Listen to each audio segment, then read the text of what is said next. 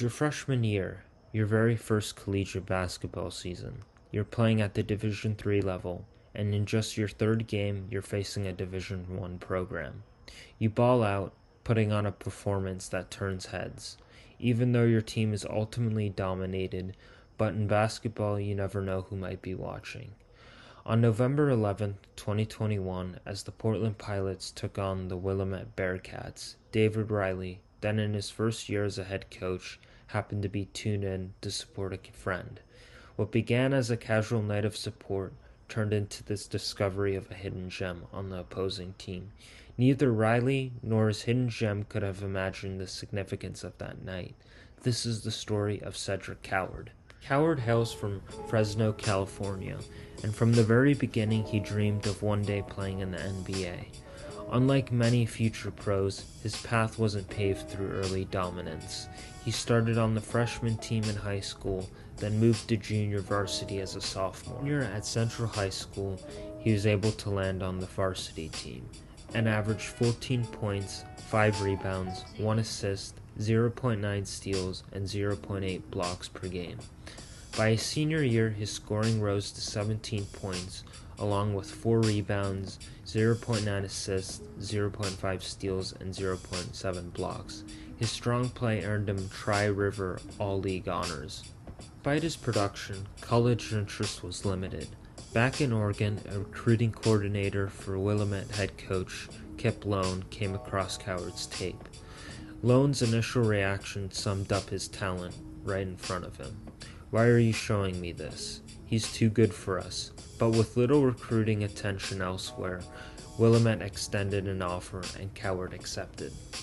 From his first open run, his new teammates were stunned. Many couldn't believe a player like that landed at Willamette, echoing their own head coach's first impression.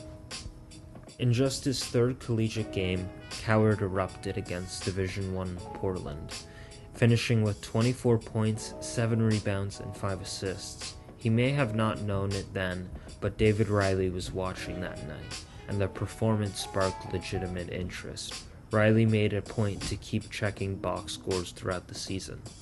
He went on to average 19 points and 12 rebounds per game as a freshman, earning Northwest Conference Freshman of the Year and first team All-NWC honors. At the end of the season, he entered the transfer portal. True to his word, Riley hadn't forgotten. He had one of his assistants, a Fresno native, build a connection with Coward, which soon led to a visit to Eastern Washington. Believing in Riley and his staff, Coward committed.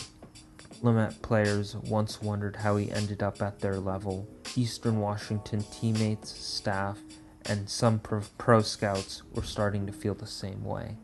In one practice, with NBA scouts in the gym to see Steel Venters, an Eastern Washington player at the time, Coward, then sidelined with a calf strain, casually walked by. Afterward, one scout asked Riley, "Who is that guy? His measurables are crazy. Is he any good?" Riley didn't yet have a full answer, but the exchange planted a seed. Maybe Coward's ceiling was higher than he even expected.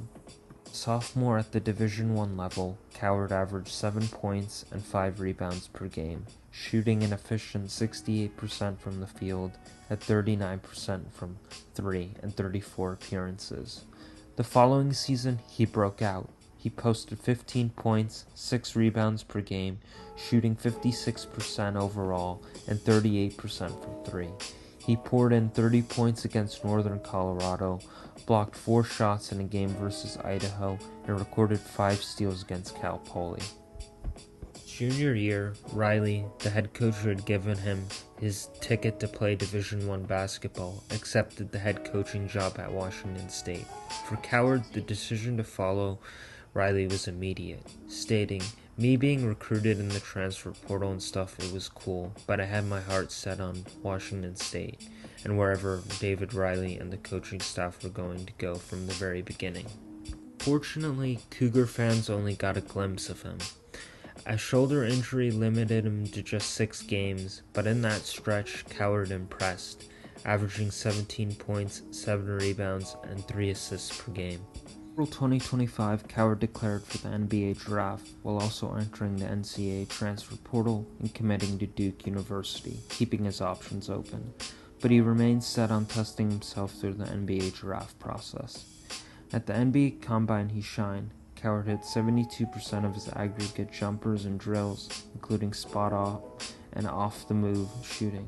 He recorded a 38.5-inch vertical leap and finished as the third fastest guard in three-quarter sprint, and wowed scouts with his natural measurables: 7'2" and quarter-inch wingspan, and an 8' 10" standing reach. After consistent positive feedback, Coward chose to keep his name in the NBA draft. June 25th, 2025, everything came full circle for Cedric Coward. 4 years earlier, as a Division III freshman at Willamette, he had unknowingly caught the attention of then Eastern Washington head coach David Riley during a tune-up game against Portland.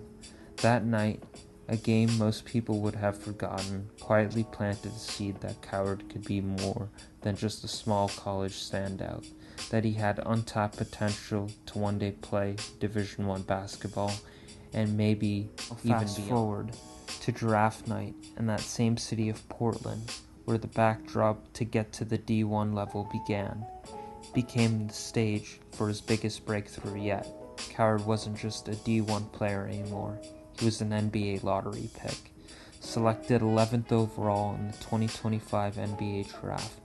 While the Portland Trailblazers made the pick, his rights were traded to the Memphis Grizzlies, where his professional career rose. From being discovered on a screen during a low-profile game in November in Portland as a D3 player, paying $25,000 out of pocket to attend the school, to hearing his name called as a lottery selection by the very same city's own professional team, Cedric Coward's story is the proof of one simple truth in basketball and in life: you never know who's watching.